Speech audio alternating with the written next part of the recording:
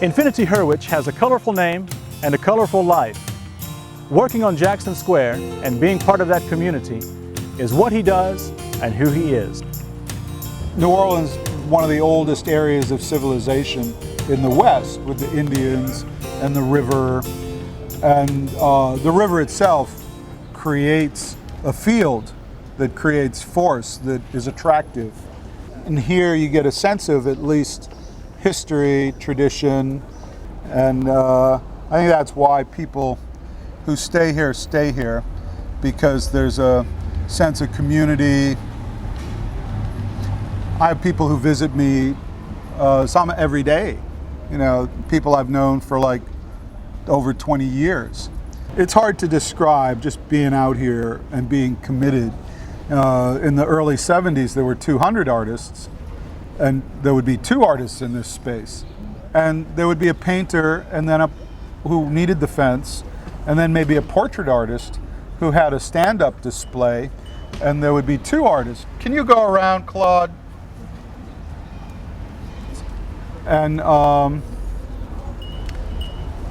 so there would be a portrait artist and a painter, and it was quite crowded. And you know, maybe there was 1 guitar player and 1 trumpeter and 1 preacher, you know, and the scale was totally different. It was a big art colony. The people that are out here aren't necessarily the people that I would choose for friends, but you spend so much time in the workplace that you have to be friendly with the people in your environment, the lucky dog guy, the flower cart lady. Every day is different.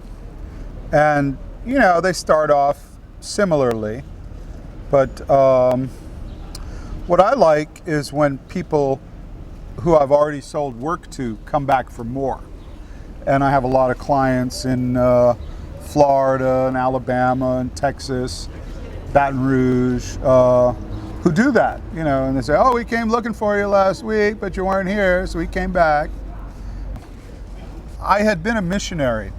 I was here in the early 70s with them. To move from being a missionary to a painter was kind of a compatible lifestyle, but I still sell lots of pictures of the church. And that kind of takes care of whatever feelings of, oh, I'm supposed to be a missionary. But I bring, you know, light into the world with my colors. And it's sort of like that. I have too many worldly interests to really be in a formal priesthood. And I don't like people telling me what to do. So art saved me. I do produce buku artwork. And when you get to my studio, it's a museum, and you can never see it all.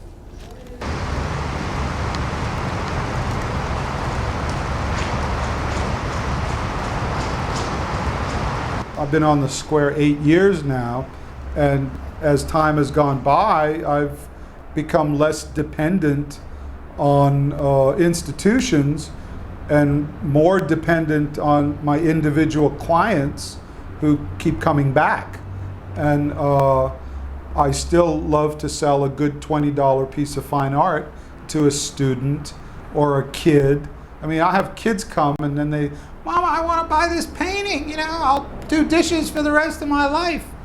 You know, and the kid gets a $20 painting. It's like, I like to be generous with my artwork, but you know, I do like justice for my work, and I get a fair wage. The most I ever made working for people is like $8 an hour, and I generally paint, you know, from $20 and up an hour. So, you know, how can I complain? I don't want to say this, that, or that, but creation is abundant, and we can open ourselves to the abundance of creation. If anybody gets enlightened, maybe I got enlightened because I chose when I was in my 20s to take a, quote, spiritual path and discover my insides, kind of neo-lyriist with all the fixins. I am some form of creation And to respond to the creator, I'm supposed to be all I can be.